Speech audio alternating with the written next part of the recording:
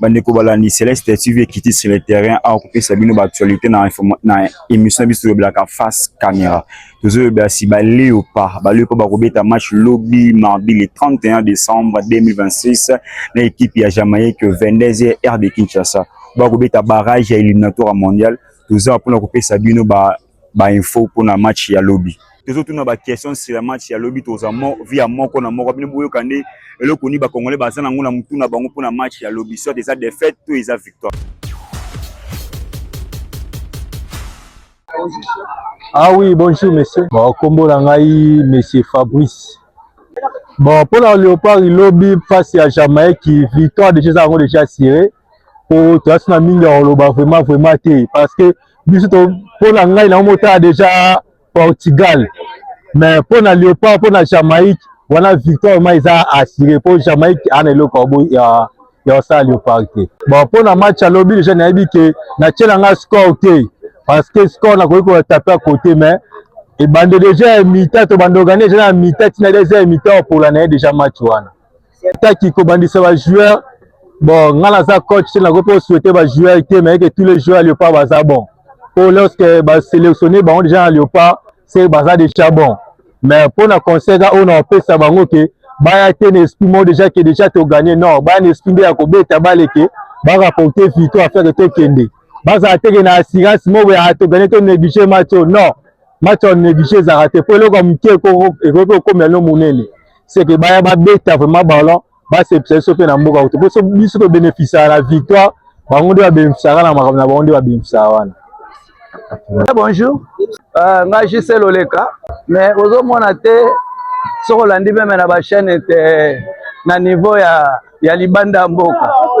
Bazo souhaiter biso ba bonne chance l'année donc ce totali ba paramètres nyonso toza favori penga na yebi que équipe la Jamaïque eza makasi mais tant na time match na dernièrement na monique osatiro bazala ngo eza oyo nga na kanisaki te donc balinga te donc RDC à Roleka mais pour le score en tout cas ce que vous avez score il y a Mouké vous avez 2-0 ouais pour Sébastien bon hier moto a formé équipe wana d'abord après si biso esengo parce que ezali pe mbala liboso donc nos satire ba professionnel alors jusque là nazomona que équipe ezokende bien to ebise kaka a appliquer ka classement wa kitoko toza derrière bango dans toza pour la qualification.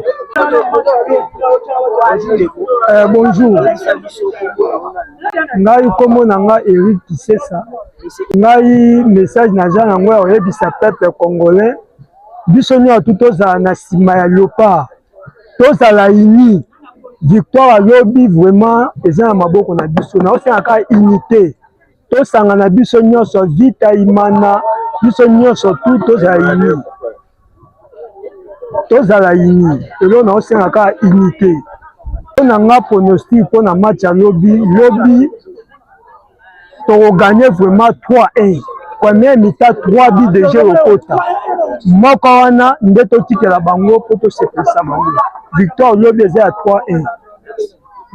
Bonjour makomo na Kevin Wamba bon match à lobby eyeba na match à lobby eza nango ouvert pour na biso match à lobby vraiment bon toki na biso dia mondial wana za nango etika nango bon tolobani wana ba explain etika to sa biso dia na état match à lobby score premier mi-temps de 2-0 deuxième mi-temps to zonga to bagisika de komi 4-0 match ça va jouer na biso mutu sa minati ka système ya ko kanga ba jeune na wana biso to na posa mutu sa na ba fungola GG betama to za na ba mataka na biso baza bien ba bataka mo vitesse bazalo kwa nani Cédric Bakambu aza bon numéro 9 mais mutu ça ma système au kangana abeta na équipe est bien mutu ça na beta équipe.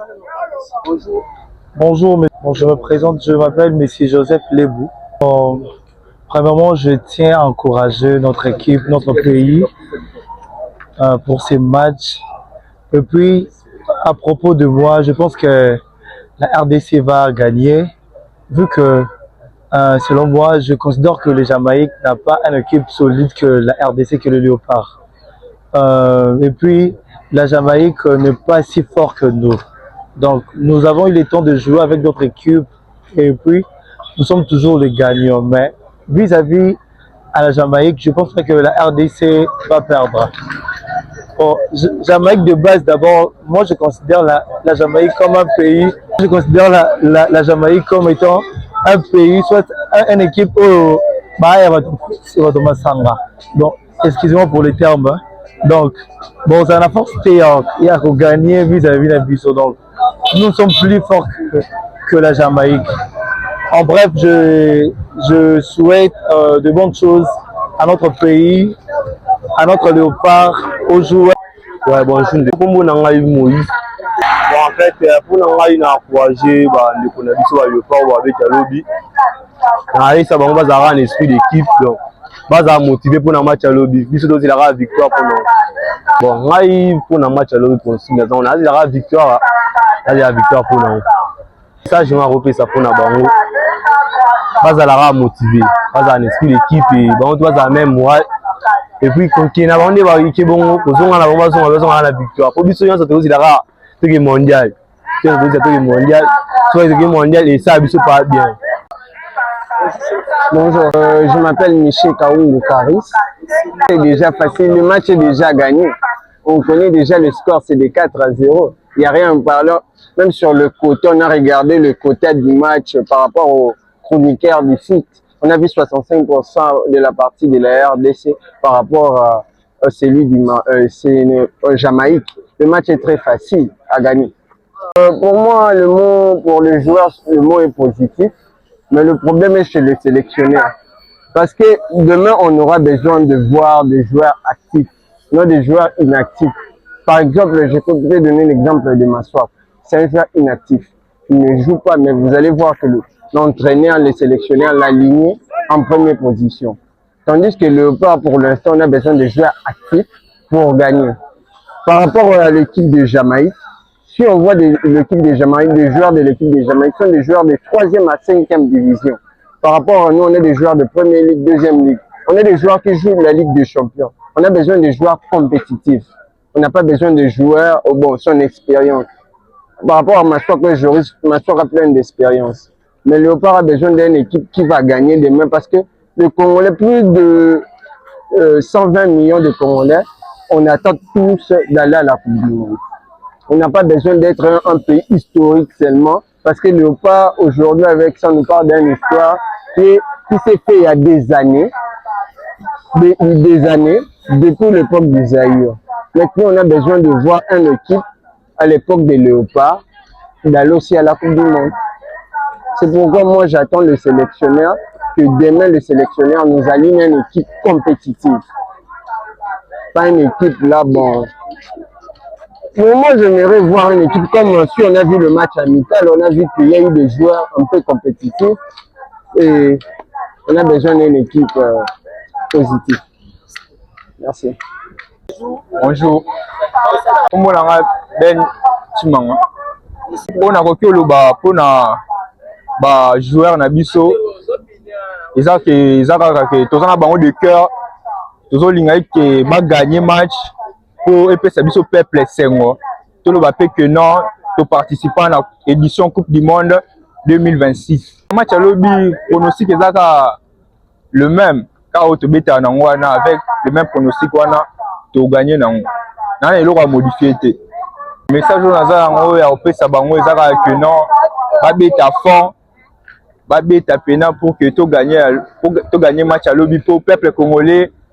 Tant si bato belé a toujours invité bango ba zo bo écoute pour répondre à biso pona que oh toza ba déception mais lobby vraiment toza na pour sa déception te. On est là c'est le Léopard. Jamaïque à quoi nae. C'est on a pour le Léopard. Le Léopard, moi je suis un Congolais. Je suis un Congolais pour gagner. Pour gagner par 4 buts à 2. Pour gagner monsieur. Alors, peuple congolais, supporter congolais. Pour gagner. Alors, tous à la batuya que nous on en fait, on va gagner. Ah, c'est ça.